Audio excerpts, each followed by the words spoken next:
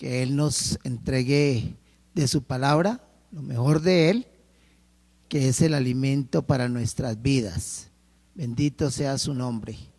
Así que a todos ustedes que están con nosotros, conectados en esta mañana, deseamos que Dios sea obrando de una manera muy especial. Me gustaría, antes de compartir la meditación de la palabra del Señor, orar por algunas personas que están quebrantadas de salud en esta mañana, especialmente por nuestros hermanos Alfredo y Marina. Son los padres de Gilberto Castro. Entonces vamos a orar por ellos, que Dios sea bendiciéndoles, que Dios sea obrando en sus vidas, en su salud. Y seguramente que hay otras personas también que hemos estado orando por ellas, las traemos a memoria en esta mañana, recordándoles en oración. Amén. Padre, te agradecemos porque tú eres fiel. Gracias porque hemos sentido tu mano sobre nosotros. Gracias porque no hay nadie como tú, Señor. Gracias porque siempre te hemos sentido allí en el momento de necesidad. Bendito eres, oh Dios, alabado eres tú. Y en esta mañana queremos poner a don Alfredo, a la señora Marina, Señor, en tus manos.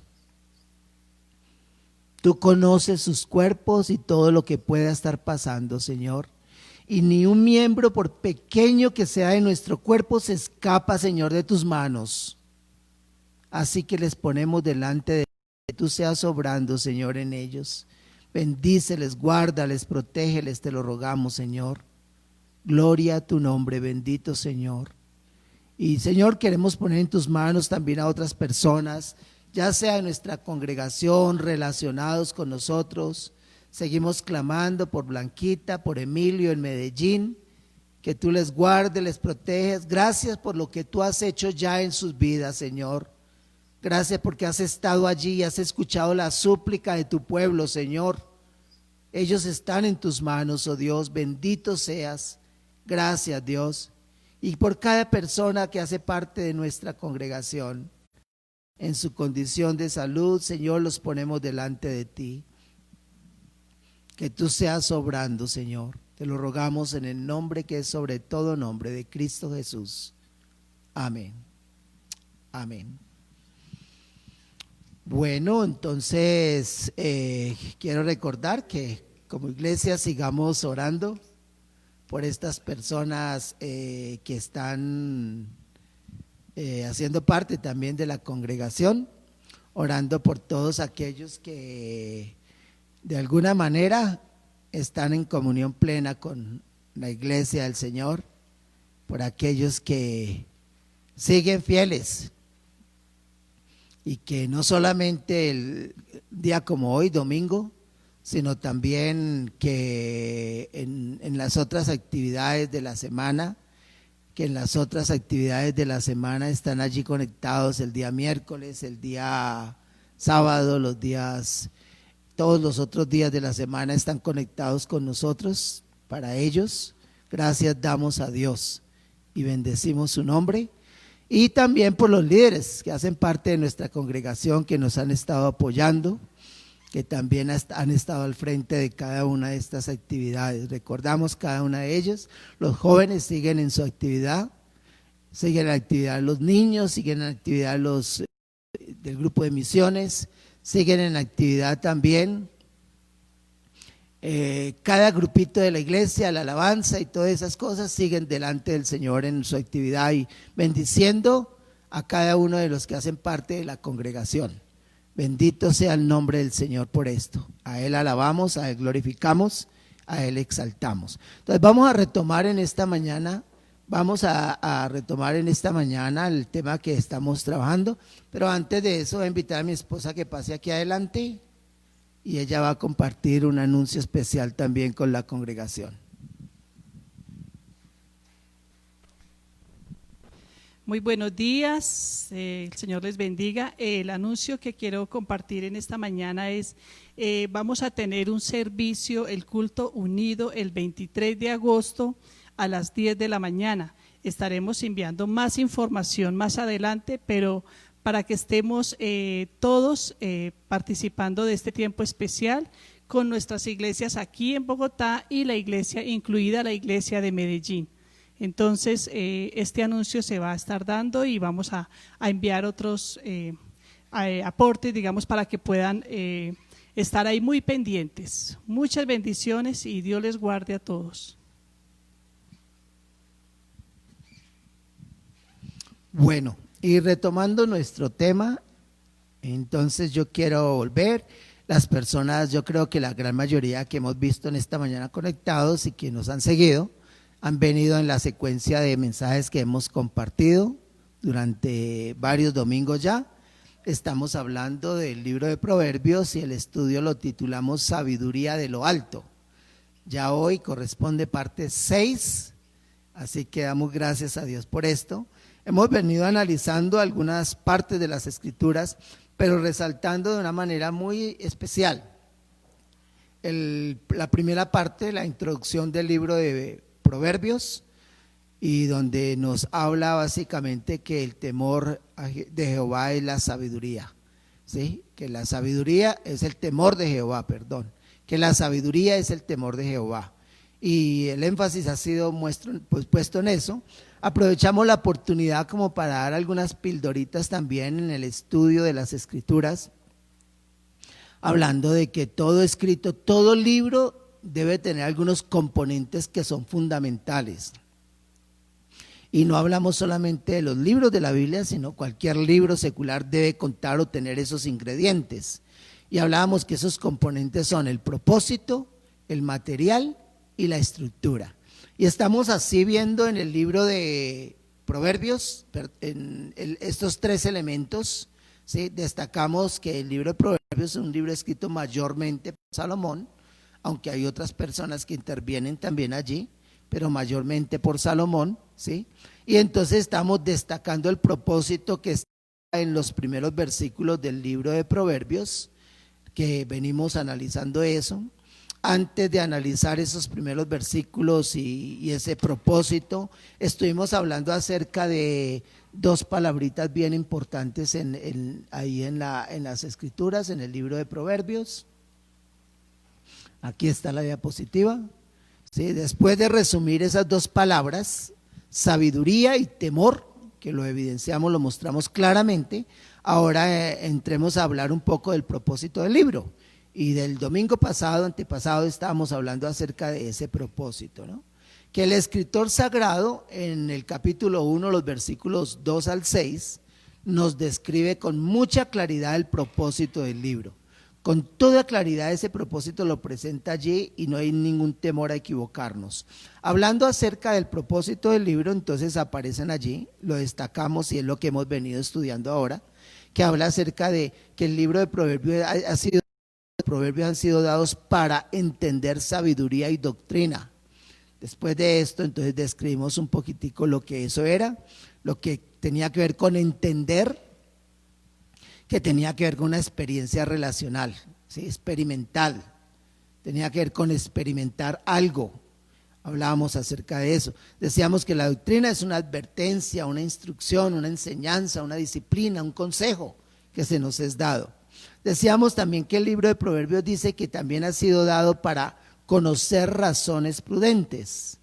Y decíamos que hablábamos del conocer, lo identificamos claramente, pero hablábamos de razones, que era un discurso, dichos, palabras que aparecían allí, que por lo general pueden referirse a la palabra de Dios en el libro de Proverbios, ¿sí? Y luego decíamos que la palabra prudentes posee fuertes connotaciones morales, religiosas, y tiene que ver con entendimiento y discernimiento, que esos dos son el objeto del conocimiento del Señor. Domingo pasado, continuando con el tema sabiduría de lo alto, decíamos otro de los elementos que aparece allí como las razones o el propósito del libro, y dice que para recibir el consejo de prudencia, justicia, juicio y equidad. Y mirábamos entonces en otra versión de las Escrituras, en la versión Biblia de las Américas, que dice para recibir instrucción en sabia conducta, justicia, juicio y equidad. Y que consejo tiene que ver con instrucción, guía, asesoría, acompañamiento. Eso recibimos de la palabra de Dios. Pero tal vez el elemento más destacado del domingo pasado fue esta figura que presentamos acá, ¿no? Hablando de la prudencia. Y entonces comparábamos con un semáforo y decíamos que la prudencia dice hacer, actuar, sabia conducta, actuar pensando en el futuro. Que el semáforo nos ayudaba a entender un poco esto, porque tiene que ver con esos tres colores del semáforo. La prudencia tiene que ver con eso, comparar, rojo, amarillo, pensar, y el verde, actuar. Eso es prudencia, ¿no? Pensando siempre en el futuro. Destacaba yo eso como un testimonio en mi propia vida, ¿sí? Que la prudencia nos permite actuar en el presente, pero pensando en el futuro.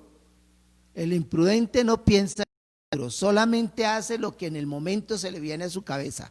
Pero el prudente actúa en el presente, pero también proyectándose hacia el futuro. Y eso era una de las palabras más destacadas el domingo pasado, cuando hablábamos acerca de esto.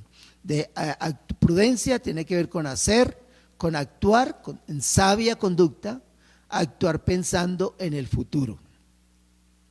Hablábamos de justicia, que es una relación correcta o un estándar ético, legal, estrechamente conectado con el término justicia de Isaías, de Proverbios, términos que mencionamos aquí, y que seguramente una de las palabras bien comunes que encontramos también en las Escrituras para referirse a esto es todo aquello que está de acuerdo con Dios. O sea, si usted quiere saber qué es justicia, vaya a ver qué le enseña la palabra de Dios. Justicia es eso, tiene que ver, ese es uno de los términos más amplios de la palabra justicia. Hacer todo lo que está de acuerdo con Dios. Ahí encontramos justicia. Pero el texto también nos dice que habla de juicio, que es una sentencia o decreto formal, una decisión, una determinación, un proceso. Hacerlo justo ante los ojos de Dios era mucho más importante que ofrecerle sacrificios. El juicio tiene que ver con una sentencia. También nosotros omitimos juicio, ¿no? Y es un texto también que está muy acomodado, muy aplicado y muy de acuerdo, conveniente para las instituciones que tienen que ver con esto también, ¿sí? Aunque no descartamos que en nuestra propia vida también tiene que ver mucho con esto, ¿no? Y hablábamos de la palabra equidad, que tiene que ver con concordia, rectitud, obrar sin ninguna malicia, haciendo siempre lo que es justo, lo que es correcto, en todo el sentido de la palabra. Nos limitamos mucho para obrar con equidad, nos limitamos por muchas cuestiones, ¿no? A veces cuando encontramos personas muy cercanas a nosotros, involucradas en algún acontecimiento, en algún hecho, nos cuesta obrar con equidad, ¿sí? Pero también el querer favorecer a ciertas personas. Este es uno de los problemas que seguramente lo hay para todos aquellos que tenemos de alguna manera cierto tipo de autoridad en algún campo, cuando se trata de obrar con equidad. Y la palabra de Dios ha sido puesta para darnos a nosotros eso, equidad también. Entonces ese ha sido un resumen de los domingos anteriores. Hoy quiero entrar a Sabiduría de lo Alto, parte 6. Quiere decir, ya llevamos 6 domingos consecutivos y todavía no acabamos hoy, pero llevamos 6 domingos consecutivos, así que esperen Sabiduría de lo Alto, parte 7, ¿sí? Entonces, pero yo creo que hay mucho que dar. Me llama la atención porque me gusta mucho cuando estoy haciendo un estudio de las Escrituras, bajar el libro en su totalidad y en hojitas como estas que tengo aquí en mi mano. Aquí tengo todo el libro de Proverbios y me da la oportunidad de rayarlo y poner mis notas ahí a la par, ¿sí? Pero eso es algo muy especial. Yo ya tengo varios de los libros de la Biblia así, ya casi que tengo toda la Biblia así en esa forma de hacer un estudio muy profundo, observando palabras, términos y todo eso que nos ayudan a entender lo que estamos hablando aquí, estructuras, propósitos, el material que está allí en las Escrituras, y nos ayuda a entender. Por eso es que cuando nos ponemos a profundizar así, nos cuesta tanto poder uno dar un brochazo general y decir terminamos aquí, pero cada libro de la Biblia nos da contenido para mucho. Esta semana terminamos con una serie de los miércoles estudiando el libro de Judas, y gastamos como 6 semanas en el estudio de Judas, igualmente, que empezamos casi contemporáneos, ¿sí? Pero duramos 6 semanas y el libro de Judas solamente tiene 25 versículos, no tiene capítulos, solamente tiene 25 versículos, y sin embargo nos quedamos cortos porque hay mucho para extraer de ahí. La Biblia en su totalidad es así. Las personas que han tenido oportunidad de meterse a la cocina, cocinar, preparar una comida, una sopa deliciosa, saben lo que implica el poner un huesito en el caldo, en la sopa, ¿no? El huesito, la costilla, o en el caso del pollo, los huesitos del pollo. Hoy en día la gran mayoría de personas que compra la carne, el pollo por ejemplo, en la carnicería, piden que de una vez se entreguen la pechuguita limpiecita y todo para montar en el asador. Pero la gran mayoría de personas piden, y denme los huesos también, me los echa ahí también los huesos, porque el huesito se mete entre la olla para que suelte la sustancia, ¿sí? Para el caldo, que le dé sabor al caldito, ¿sí? Pues mis hermanos, algo similar podemos ver nosotros en el estudio de la palabra. Cuando nosotros cogemos la palabra de Dios y le damos toda la sustancia, eso nos alimenta, eso nos ayuda para nuestro diario vivir. Y eso es lo que estamos haciendo aquí con el libro de Proverbios. No hemos salido de los primeros versículos, estamos hablando solamente de la introducción, del versículo 1 al 7, no hemos salido de ahí y llevamos ya 6 semanas. Entonces, para que nos demos cuenta de lo que esto implica, ¿no? Si entráramos en cada detallito, que no lo vamos a hacer, seguramente fácilmente podríamos hablar de un año entero. Podríamos estar hablando de sabiduría de lo alto, parte 52. 52 domingos del año, ¿no? Podríamos hablar así, parte 52. Y solamente un detallito que les quiero entregar de esto como resultado del estudio que he hecho, y más adelante lo voy a presentar, pero es que el libro de Proverbios nos presenta un gran contraste entre dos lados, entre dos bandos, ¿sí? El que podríamos denominar el necio, el impío, y el que podríamos llamar el sabio. Y saben que haciendo ese estudio en el libro de Proverbios, me encuentro con que en los 31 capítulos que aparece en el libro de Proverbios, aparecen 58 menciones, 58 palabras, no menciones, 58 palabras refiriéndose al impío, 58 palabras diferentes, sin contar las veces que se repiten. Por ejemplo, la palabra necio se repite muchísimas veces, ¿sí? Más de 60 y pico de veces se utiliza la palabra necio en Proverbios. Impío, palabras como esas se utilizan muchísimo, y yo no estoy contando las repeticiones de esa palabra. Ahí solamente cuento una sola vez, necio, no cuento más. La palabra impío solamente la cuento una sola vez. Miren, palabras como estas para describir a ese personaje: simples, insensatos, pecadores, burladores, ignorantes, necios, perversos, mujer extraña, impíos, prevaricadores, injustos, escarnecedores, malos, extraños, perezosos, depravados, ramera, entendimiento, alborotadora, rencillosa, faltos de cordura, negligentes, hijo de avergüenza,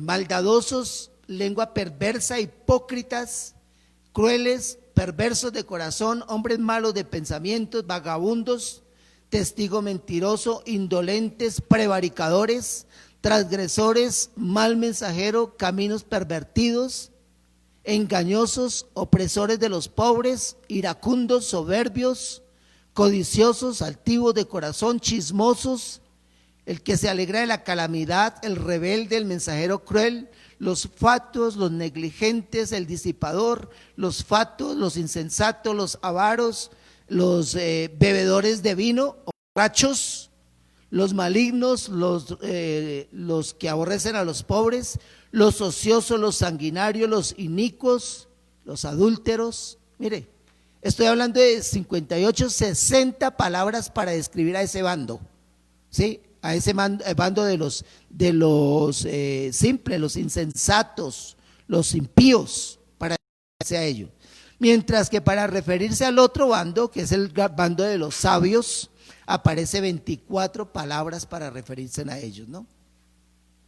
Sabio, entendido, inocente, rectos, santos, buenos, justos, perfectos, humildes, diligentes, entendidos, prudentes, misericordioso, mujer virtuosa, cuerdos, mensajero fiel, avisados, testigo verdadero, misericordioso, aborrecedor del soborno, generosos, nobles, doctos, humilde de espíritu. 24 palabras. Miren, todo esto para describir esos dos bandos. Y eso es lo que nos describe. Ustedes saben, si yo tomara 60 domingos para hablar cada domingo de uno de esos términos refiriéndose a los inicuos o a los pecadores, ahí tendríamos mucho material para hablar, sin pensar en los 24 o 25 términos que hablando de los sabios, ¿sí? Pero cada término de esto nos podría dar para un tema aquí. Eso es lo que desprende del libro de Proverbios. Y podríamos entrar allí y en un año no terminaríamos con el libro de Proverbios. Incluso trabajando los miércoles, los sábados y los domingos, todos los días, no terminaríamos con esto. Por eso es que una vez más destaco y me llamó la atención el título de Sabiduría de lo Alto. Porque todo esto nos entrega sabiduría. Todo esto nos entrega sabiduría. ¿Sí? Más adelante voy a retomar esta listica para hablar algo sobre esto. Entonces, siguiendo con esta declaración de propósito en el libro de Proverbios, siguiendo con la declaración de propósito, en su parte 6, dice el versículo que nos sigue allí, dice, el versículo que es ese, el 4, versículo 4, Proverbios 1:4. Dice, para dar sagacidad a los simples y a los jóvenes inteligencia y cordura. Ahí aparece uno de los términos mencionados, ¿no? A los simples. Para dar sagacidad a los simples y a los jóvenes inteligencia y cordura. Esa es la palabra que aparece allí. Ese es parte del propósito del libro de Proverbios. Dar sagacidad a los simples y a los jóvenes dar inteligencia y cordura. Miremos un poquitico esos términos que aparecen allí. Aquí hay términos nuevos, ¿sí? Está el término sagacidad, que tiene una implicación también de cordura.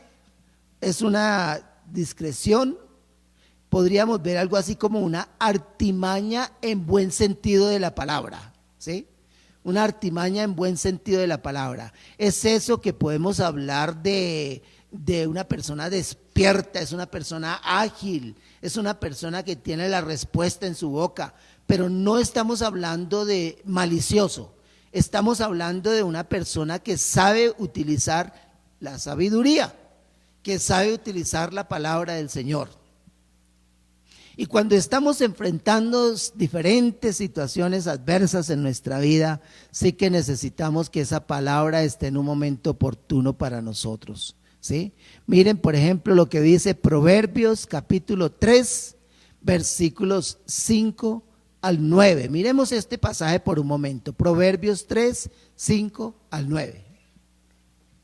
Fíate de Jehová de todo tu corazón y no te apoyes en tu propia prudencia. Reconócelo en todos tus caminos y él enderezará tus veredas. No seas sabio en tu propia opinión, teme a Jehová y abandónate del mal. Es 8, Proverbios 8. Proverbios 8.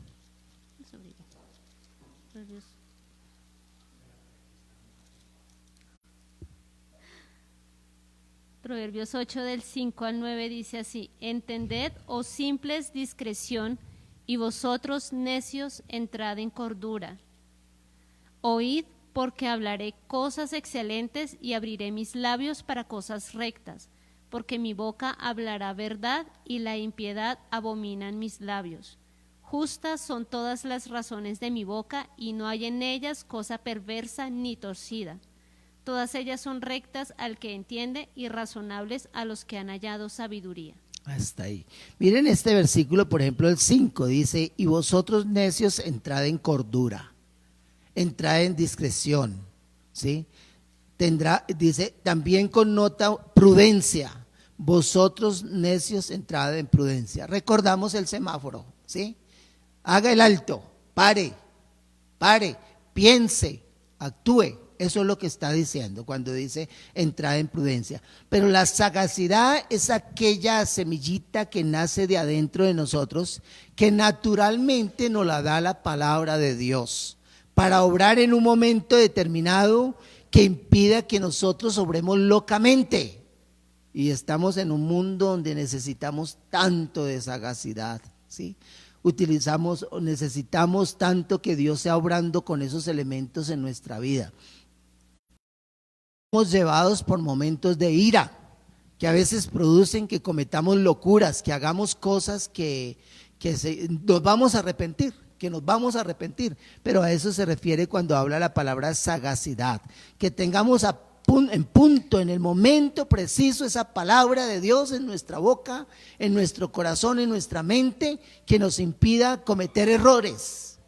Y para eso están los proverbios, para dar sagacidad a los simples, ¿sí? Para evitar que cometamos errores. Yo he contado muchas veces aquí en la congregación y en me gusta utilizar esta anécdota mayormente en los tiempos de preparación con las personas que están tomando el curso bautismal.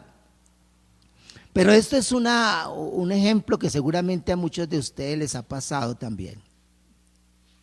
Hace muchos años, cuando tuve oportunidad de tener una moto y manejar moto por las calles de Bogotá, yo iba por una de las avenidas principales de la ciudad cuando un bus me cerró y me hizo caer allá en el andén. Yo, por no dejarme atropellar del bus, me orillé demasiado hasta donde pude y me boté allá al andén, ¿sí?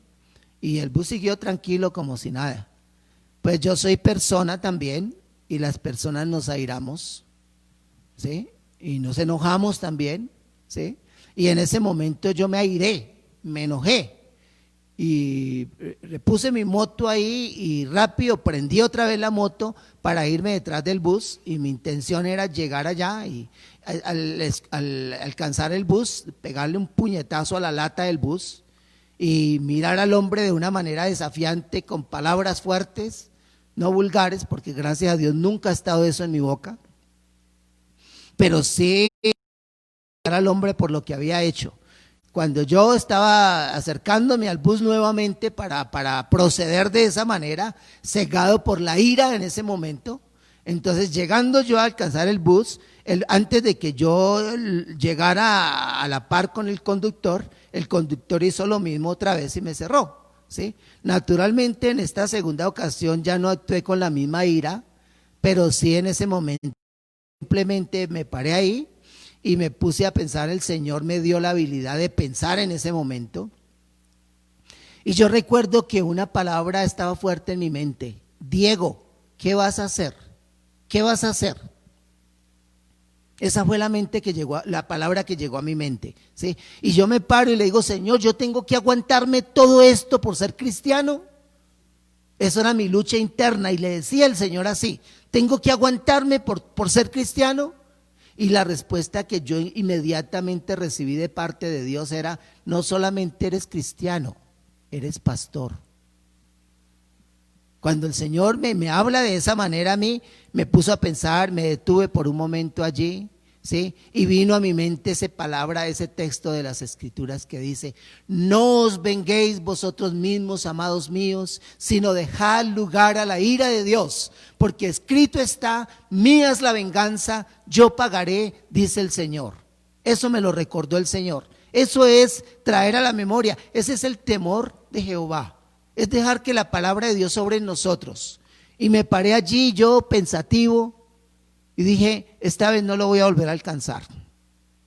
Voy a irme detrás de él, no lo voy a alcanzar, ¿sí? Y entonces cuando yo iba en esa tareita de estar detrás de él, pasó otra persona detrás de mí en una moto más grande, más poderosa que la mía, y cuando intentó adelantar el bus le hizo lo mismo al de esa moto, ¿sí? Lo cerró. Pero no era ni pastor ni era cristiano tampoco. Entonces el hombre sí inmediatamente cogió su moto y la puso delante del bus, se la atravesó ahí, la paró ahí, se bajó de su moto y fue hacia la puerta. El conductor cerró la puerta y él con una patada rompió los vidrios y se la abrió. Y cuando el hombre estaba en esas condiciones, inmediatamente llegaron ahí, yo diría mínimo 20 policías, llegaron en ese momento allí, ¿sí? Y se subieron al bus a bajar al conductor del bus. Pues el hombre de la moto grande no era nada menos que una persona de la policía secreta, ¿sí? Y entonces yo estaba detrás recordando el texto bíblico, no estaba feliz, pero sentía un fresco dentro de mí. Y ahí recordé el pasaje cuando decía, dejad lugar a la ira de Dios, porque escrito está, mía es la venganza, yo pagaré. Yo me subí a la moto y seguí mi camino, pero con mi mirada hacia atrás, con una sonrisa de oreja a oreja, ¿sí? Por lo que estaba pasando allí. Entonces, ahí es donde yo estoy tratando como de aplicar un poquitico estos textos de las Escrituras. Cuando hablamos de sagacidad, es dejar que la palabra de Dios en el momento oportuno nos hable. Nos permite tener esto, prudencia. Y hay muchas decisiones en la vida que nos toca tomarlas así, de una manera rápida. Ahí es donde se necesita sagacidad, ¿sí? Y si esa palabra de Dios ha penetrado en nuestro corazón, ha hecho su efecto en nosotros, allí va a haber sagacidad, va a haber ligereza para aplicar la palabra de Dios de la mejor manera. Entonces ahí donde me convence esa expresión de las Escrituras cuando habla de sagacidad, es eso, que en el momento indicado, cuando necesitemos aplicar esa escritura, ese texto, escuchar la voz de Dios para cambios, transformaciones, cambios de opiniones en nuestra vida, que dejemos que esa palabra obre. Por eso está hablando aquí también que connota prudencia. Y era lo que hablábamos en el caso anterior, ¿no? Cuando hablábamos precisamente acerca de la prudencia, ¿no? Connota prudencia, es decir, parar, pensar y actuar. Eso denota la palabra sagacidad, ¿sí? Implica eso. Eso es lo que la palabra de Dios. Y para eso son dados los proverbios. Para eso son dados los proverbios. Nos enseñan, nos dan sagacidad, nos dan una manera correcta de actuar, ¿sí? En la dirección correcta, en la conducta correcta. Porque eso es lo que Dios quiere hacer en nosotros a través de su palabra y de ese proverbio, ¿no? Otra palabrita que aparece aquí en este versículo dice también, dar sagacidad, ¿sí? Dice, para dar sagacidad a los simples. Esta es otra palabra más que utiliza, que tengo en mi lista aquí. Esas muchas palabras que aparecen para dar sagacidad a los simples. Me llamó la atención y Catherine, que me está ayudando en esta lectura, a mí me gustaría que lo hiciera mirando diferentes versiones de las Escrituras. Estaba yo leyendo en otra versión de la palabra de Dios, en la versión lenguaje fácil, y me llamó tanto la atención la manera como ese texto de las Escrituras habla acerca de ese pasaje, ¿no? Voy a pedirle a Catherine que me ayude con esta versión, la versión lenguaje sencillo de las Escrituras, porque nos habla de una manera muy clara, Y mire que cuando estamos hablando acerca de esto, la palabra simples que utiliza aquí en el libro de Proverbios es un sinónimo de la palabra tontos, ignorantes, necios, ¿sí? Es curioso que en toda esta lista de calificativos que da para esas personas que conoce generalmente como insensatos, pecadores, no aparece la palabra tontos. Pero es que la palabra simple tiene una connotación de tonto, ignorante, necio. Esa es la implicación de la palabra. Y escuchemos qué dice esa versión del lenguaje fácil de las Escrituras. Proverbios 9, versículos 4 al 16. Jovencitos sin experiencia, ya que les falta entendimiento, vengan conmigo. Vengan a gozar de mi banquete, beban del vino que he preparado. Hasta el 16. Si realmente quieren vivir, déjense de tonterías y actúen con inteligencia. Si corriges a los burlones, solo ganarás que te insulten. Si reprendes a los malvados, solo te ganarás tu desprecio. No reprendas a los burlones o acabarán por odiarte. Mejor reprende a los sabios y acabarán por amarte. Educa al sabio y aumentará su sabiduría. Enséñale algo al justo y aumentará su saber. Todo el que quiera ser sabio, que comience por obedecer a Dios. Conocer al Dios Santo es dar muestras de inteligencia. Yo, la sabiduría, te daré muchos años de vida. Si eres sabio, tú eres quien sale ganando, pero si eres malcriado, sufrirás las consecuencias. La ignorancia es escandalosa, tonta y sin vergüenza. Cuando está en su casa, se sienta a la entrada misma. Cuando está en la ciudad, se sienta donde todos la vean y llama a los distraídos que pasan por el camino. Jovencitos inexpertos, faltos de entendimiento, vengan conmigo. ¿Hasta el 16? Sí. Sí. Listo. Hasta ahí está el texto de la escritura. Mire cómo utiliza esta palabra. Una persona simple no es lo que entendemos nosotros, de acuerdo al contexto bíblico aquí. El simple simplemente es un tonto, ¿sí? Un ignorante. Es eso. Ahora, cuando yo estoy hablando algo de esto de las escrituras, yo ahí entiendo y a mí me da tristeza, ¿sí? ¿Por qué razón las personas que viven en una práctica pecaminosa se ofenden, se disgustan y no quieren escuchar palabra de Dios? Simplemente porque son tontos e ignorantes. Por esa razón, porque son simples, son necios. Por esa razón, cuando la palabra de Dios penetra su corazón o llega a su mente, rebota. Porque esa idea que tiene dentro de sí, tercamente, con necedad y con ignorancia, no permite que las escrituras lleguen a su corazón. La rebota esa palabra de Dios en su mente. Un simple es un tonto, es un ignorante, es un necio. Así lo describe la palabra de Dios. En esos términos lo está presentando, ¿no? Y quiero que esto quede muy claro para nosotros. Cuando la escritura está haciendo ese llamado, esa invitación y dice, para dar sagacidad a los sabios, a los simples, es eso.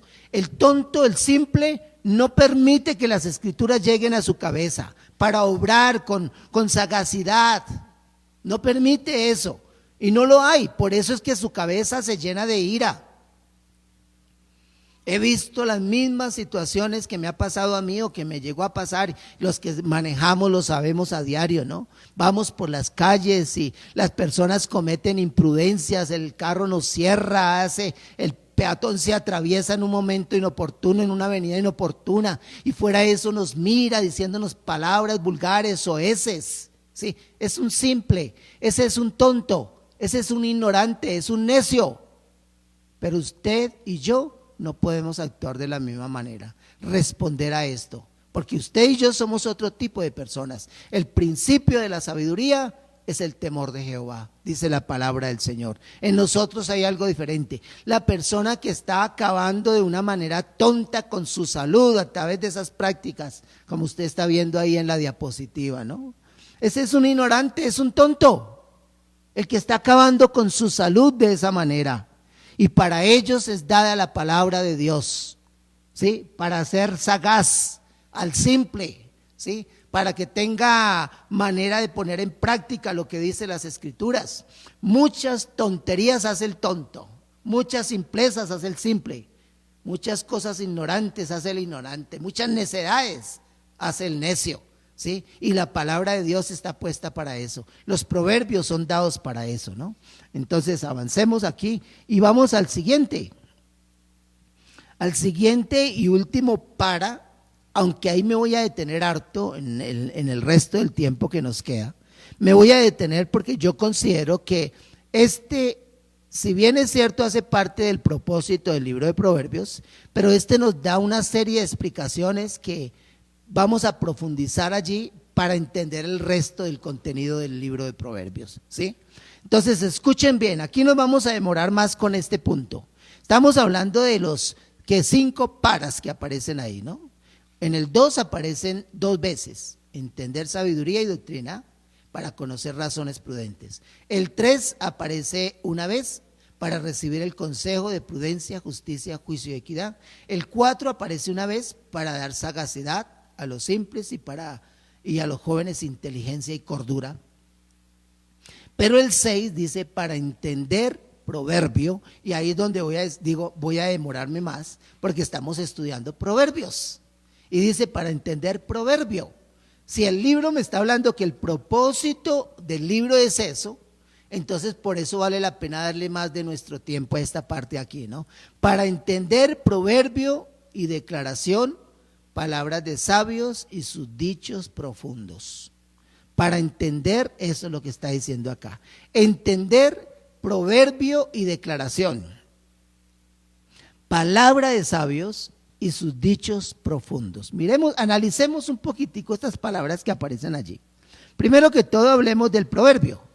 Estamos hablando de proverbios. ¿Qué son los proverbios? ¿Qué es el libro de proverbios? Y está diciendo el texto para entender proverbio, ¿sí? El proverbio muchas veces es algo a veces complicado de comprender, pero tiene una enseñanza inmensa. Y yo voy, para recordar un poquitico eso, a hacer uso un poquito de la vida secular, ¿sí? Pero el proverbio es por lo general un breve dicho o una máxima que arroja luz sobre la vida y la conducta humana. Podemos describirlo así. El proverbio es por lo general un breve dicho o una máxima que arroja luz sobre la vida y la conducta humana. Escuchen eso, ¿no? Arroja luz sobre la vida y la conducta humana. Entonces, en ejemplo, en la vida cotidiana, en la vida secular, yo creo que voy a usar un refrán que todos lo hemos utilizado en algún momento. El proverbio, podríamos decir, es un refrán. Hay una relación estrecha entre los dos. Todos hemos usado este refrán popular. Cuando el río suena, no se ahoga una orquesta, piedras lleva, ¿sí? Cuando el río suena, piedras lleva, dice el refrán. El refrán nos enseña mucho y seguramente lo utilizamos pensando también en cuando se comenta mucho una situación, de un contexto, de una persona, de algo, de una institución, que hay muchos comentarios negativos. Y entonces dice, cuando el río suena, piedras lleva, ¿no? Podríamos hablar eso acerca del COVID-19. Hemos escuchado tantas versiones, opiniones y declaraciones referente al COVID-19 en cuanto a su origen, ¿sí? Y otra vez yo soy insistente en esto. Como pastor no me niego a aceptar que el COVID-19 es una realidad. No me niego a aceptar eso. Por lo tanto, que es necesario utilizar las normas de seguridad que nos dan para evitar la propagación de ese virus. Pero hay tantas versiones por personas expertas, por estudiados, ¿sí? Por personas como testigos de la situación, del origen del virus mismo, ¿sí? ¿De dónde surge este virus? Si es algo natural o es una cuestión creada donde hay manos criminales. Hemos escuchado mucho de esto. Entonces, en ese contexto utilizamos el refrán diciendo, cuando el río suena, piedras lleva, ¿sí? Estamos diciendo, algo de malévolo hay detrás de todo esto. Algo de malévolo hay detrás de todo esto. Porque no puede ser algo que surge de la noche a la mañana, como ha surgido, y el daño que está haciendo a las naciones de esta manera, ¿sí? Y que no hay freno, y que hay 5, 6, 7, 8, 10 naciones, imperios y naciones poderosas en el mundo, peleándose y tratando de descubrir el secreto de la vacuna, ¿sí? Todo eso nos deja ver que el río está sonando, que el río está sonando. Entonces, cuando hablamos de este refrán, decimos un dicho, una máxima que arroja luz sobre la vida y la conducta humana. Ahí tenemos el ejemplo, sin mencionar muchos refranes más que podemos encontrar. Eso es un proverbio. Los proverbios jamás deben entenderse como profecías, ni proclamarse como una doctrina absoluta, ¿sí? Jamás deben entenderse como una profecía. Si es un refrán, simplemente un dicho, entrega una enseñanza ¿sí? Nos da una enseñanza, pero no es una profecía. No quiere decir que el proverbio dice lo que tiene que ser. No dice eso, ¿no? Un ejemplo, el refrán en mención: cuando el río suena, piedras lleva. No queremos decir, está bien que decimos muchas veces, hay algo oculto allí, que hay algo de verdad en todo eso. Eso es lo que está diciendo el refrán. Hay algo de verdad en todo eso, ¿sí? Pero no necesariamente el dicho o el refrán quiere decir que es así, que es una profecía y que vamos a dar por sentado que así es y vamos a jurar que así es. No está diciendo eso el refrán, ¿no? No debe entenderse como una profecía, ni proclamarse como una doctrina absoluta. Aunque estos proverbios, y estoy hablando aquí ahora del libro de Proverbios, fueron inspirados por Dios entre los años 971 y 686 antes de Cristo, es decir, podríamos estar hablando aquí alrededor de 3000 años que fueron escritos esos proverbios. Esos dichos son perdurables y pueden darte dirección en todas las facetas de tu vida, ¿sí? Increíble eso, ¿no?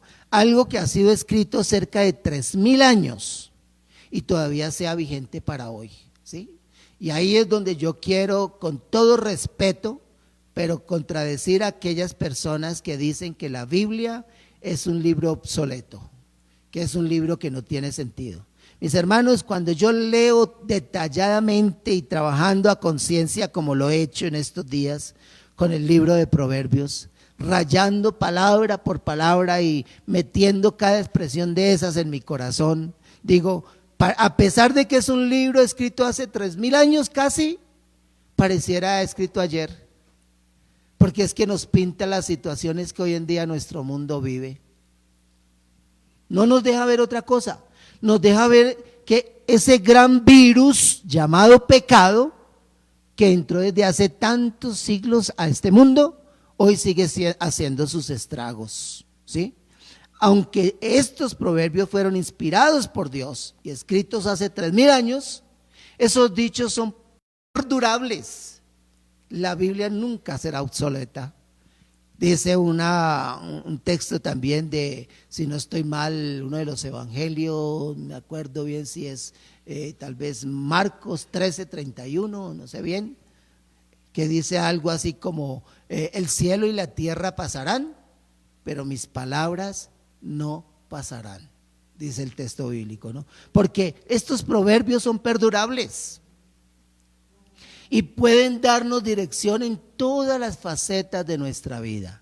Mis hermanos, esos proverbios dan dirección al trabajador, dan dirección al patrón, dan dirección al médico, dan dirección al abogado, al arquitecto, dan dirección al que tiene una tienda aquí en la esquina. Habla de la pesa falsa.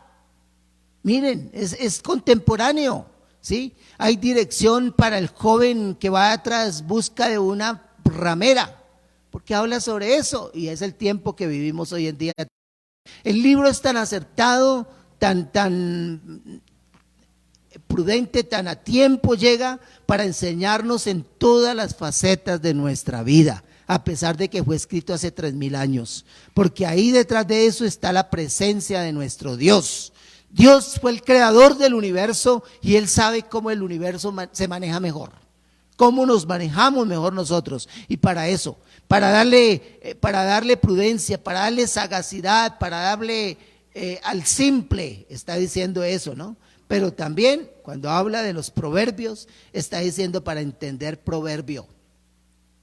Es entender, es meternos en profundidad en ellos, ¿no? A profundidad.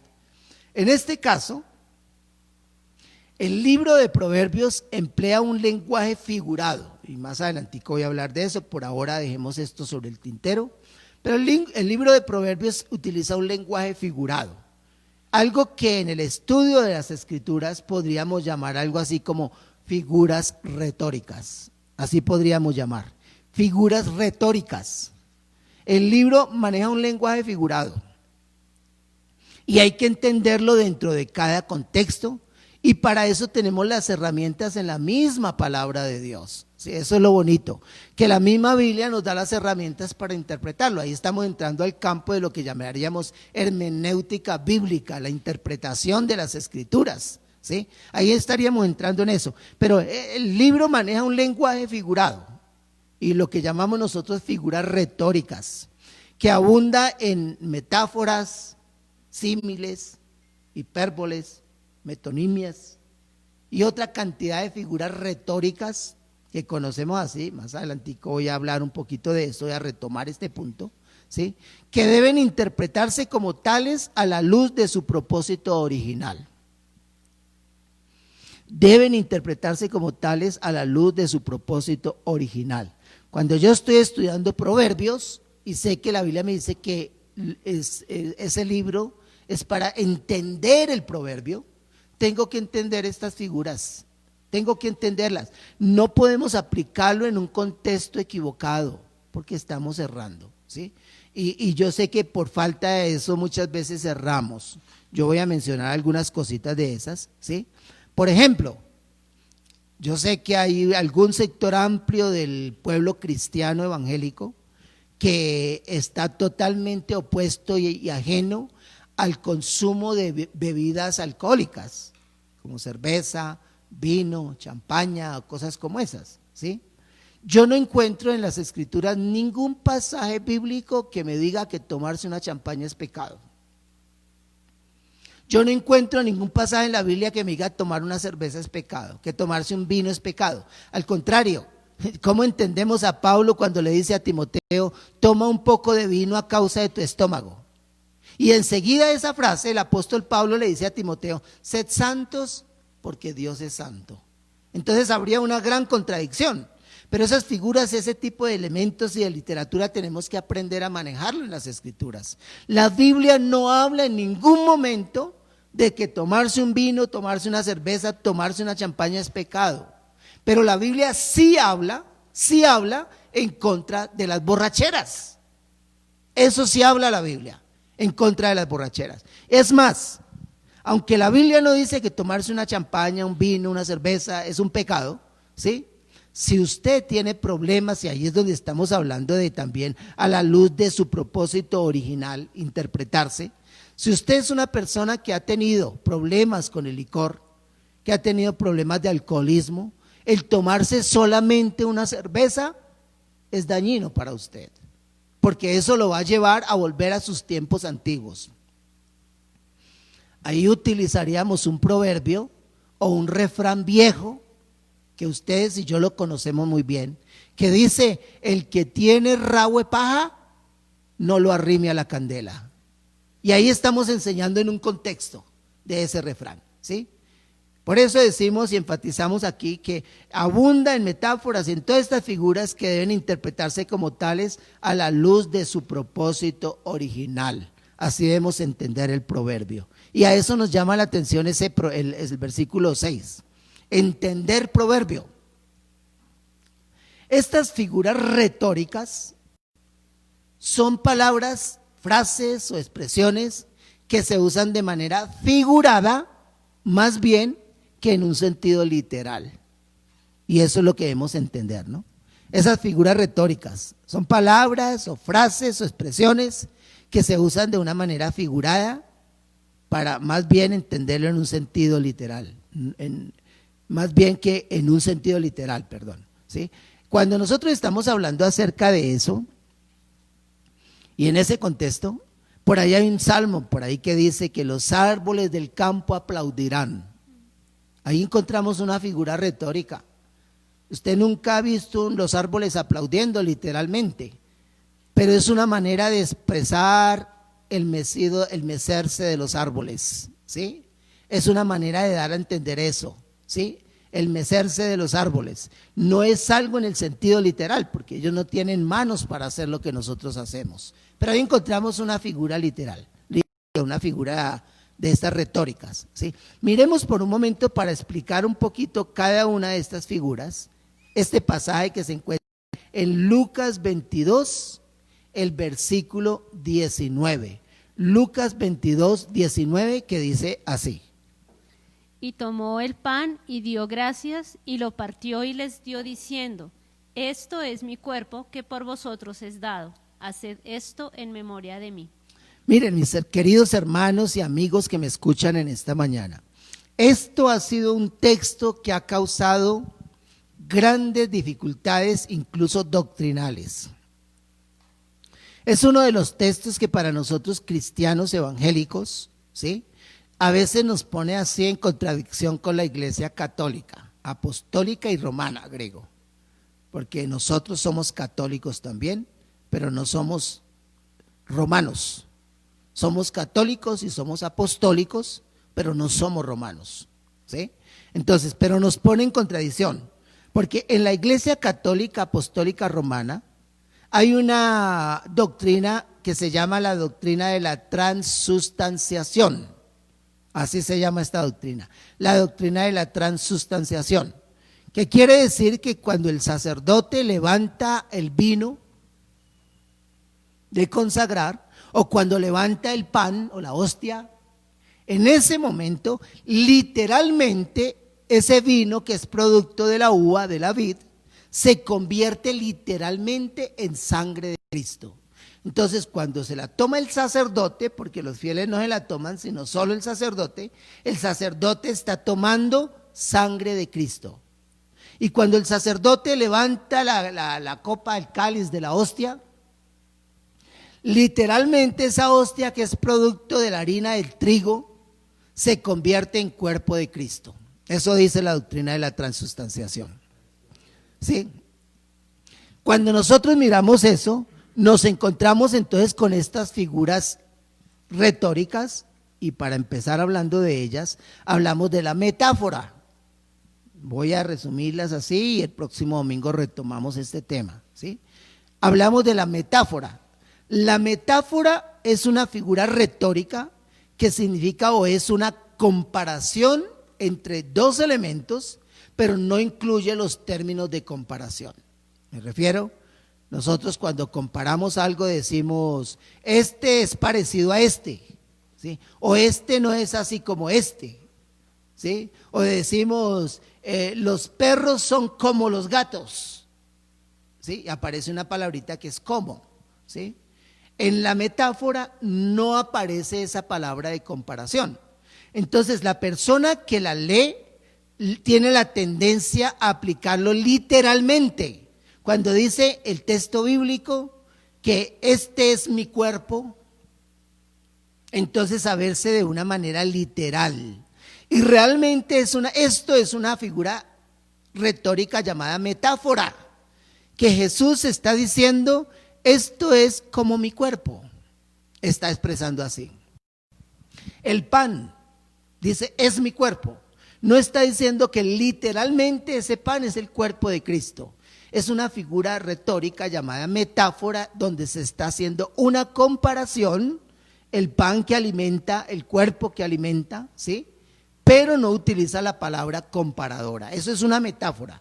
Y es lo que encontramos en Lucas 22:19, que fue el texto que Catherine acabó de leer, cuando dice, este es mi cuerpo que por vosotros es partido, ¿sí? Eso es una metáfora. Los proverbios están llenos de metáfora. Y si el texto bíblico nos está diciendo para entender proverbio, necesitamos entender estas figuras, porque hay muchos textos que no los podemos aplicar de una manera literal, ¿sí? Yo una vez tuve la oportunidad de viajar al Chocó, y en mi viaje al Chocó me senté al lado de un sacerdote. Él iba con su sotana y entonces nos pusimos a hablar. Y en el diálogo, después de un rato de estar dialogando con él, me preguntó que yo qué iba a hacer allá a Imina.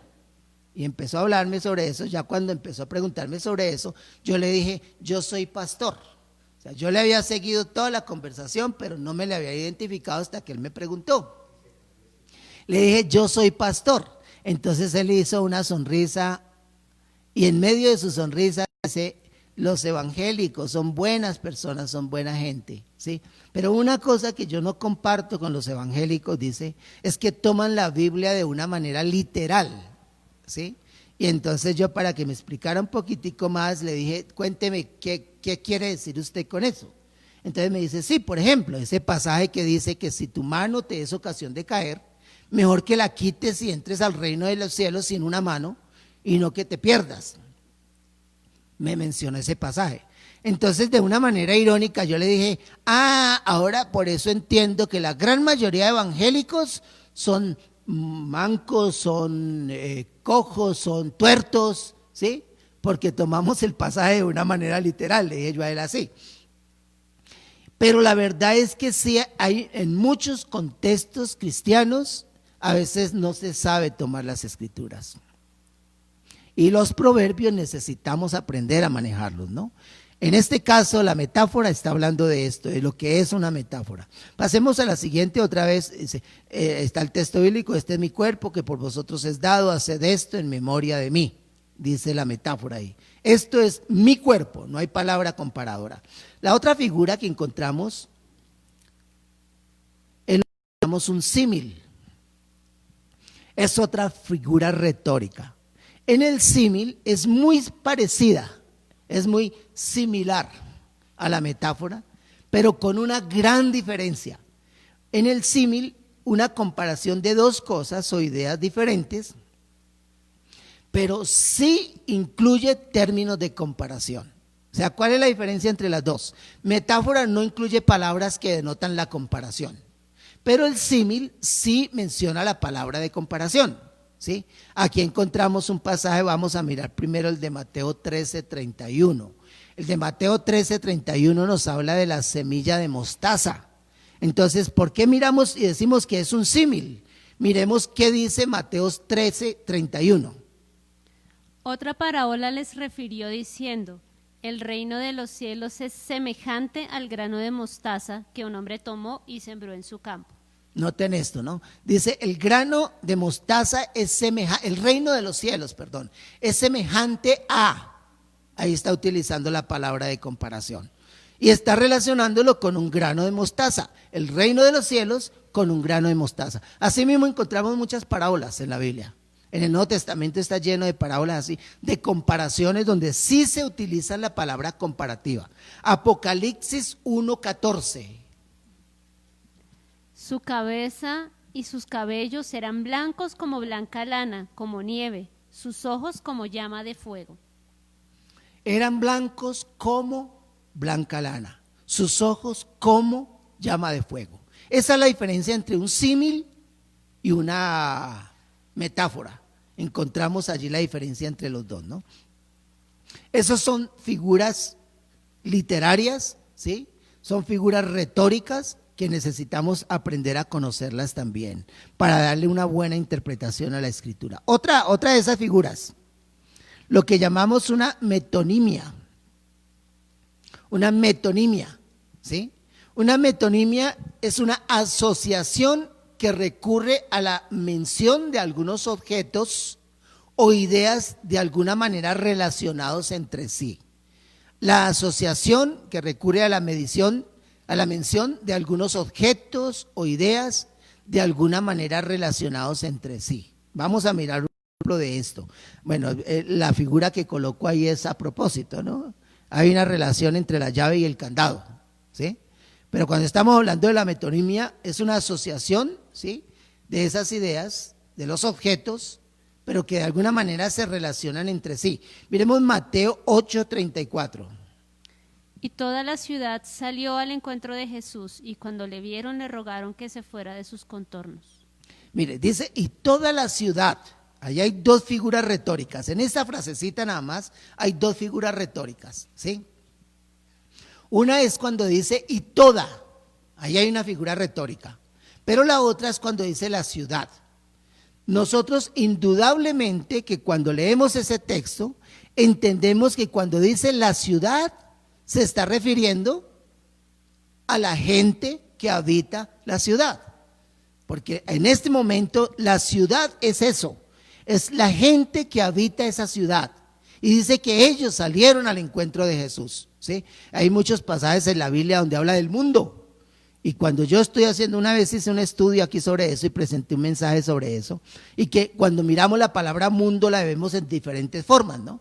Una es refiriéndose al globo terráqueo, otra es refiriéndose a los habitantes de él, del globo terráqueo, otra tiene que ver con las normas, la ética, las costumbres de los habitantes del globo terráqueo, pero las tres palabras son utilizadas en la Biblia como el mundo. El mundo pasa y sus deseos, dice la palabra de Dios, pero su palabra permanecerá para siempre. Entonces, aquí la metonimia es ese uso de la palabra la ciudad, refiriéndose, hay una relación estrecha entre esas ideas, hay una relación entre sí. La ciudad se refiere a la gente que habita la ciudad, salió al encuentro de Jesús, pero dice el texto bíblico la ciudad. Uno más, la hipérbole. La hipérbole es una exageración deliberada que procura recalcar algo de mucha importancia. Es una exageración. Por ejemplo, en ese mismo texto que leíamos dice, y toda la ciudad salió al encuentro de Jesús. Allí hay una hipérbole también, porque realmente es una manera de decir, muchísima gente fue al encuentro de Jesús. Pero si nos ponemos a darnos cuenta, seguramente que muchos quedaron en sus casas. Pero es una hipérbole cuando dice, y toda la ciudad, porque es una exageración deliberada que procura recalcar algo de mucha importancia. Es decir, que la gente quería ver a Jesús, quería escuchar a Jesús. Y dice toda la ciudad, por eso utiliza eso y se llama una hipérbole. Pero también el Salmo 6, versículos 6 al 7. Salmo 6, versículos 6 al 7. Catherine. Me he consumido a fuerza de gemir. Todas las noches inundo de llanto mi lecho. Riego mi cama con mis lágrimas. Mis ojos están gastados de sufrir. Se han envejecido a causa de todos mis angustiadores. Miren esas expresiones que menciona ahí, ¿no? Dice fácilmente eso, inundo la cama, me he consumido, inundo la cama, ¿sí? Es una manera de expresar eso. Nosotros en nuestro lenguaje cotidiano usamos eso. Cuando exageramos para mostrar una verdad de mucha importancia, ¿sí? Yo suelo decirle a una persona cuando dice cosas exageradas, utilizo una hipérbole. Le digo, le he dicho 1.000.000 de veces que deje de ser exagerada, ¿sí? Ahí estamos usando una hipérbole, ¿sí? Le he dicho 1.000.000 de veces que deje de ser exagerada. Esa es una hipérbole. Esas son figuras literarias que se encuentran allí, que con esto quiero parar por hoy. Pero estas pautas nos ayudan a entender el libro de Proverbios, porque el escritor sagrado lo dice, ¿no? Para entender proverbio, ¿sí? Nos quedamos aquí cortaditos en esto. Y el próximo domingo vamos con Sabiduría de lo Alto, parte 7. Entonces oremos y terminamos aquí. Padre, te agradecemos en esta mañana por este tiempo que nos das. Gracias por tu palabra, por tus enseñanzas. Danos la sabiduría también para comprender tu palabra, así como en el Antiguo Testamento, en el libro de Nehemías, Señor, la gente entendía, ponían el sentido de modo que entendiesen la lectura. Ayúdanos a nosotros a poner el sentido de modo que entendamos la lectura y que la apliquemos, la vivamos en nuestras vidas. Te lo rogamos en el nombre bendito de Cristo Jesús. Amén. Mis hermanos, Dios les bendiga. Nos vemos el próximo domingo en punto de las 10:30 de la mañana con Sabiduría de lo Alto, parte 7. Bendiciones para todos.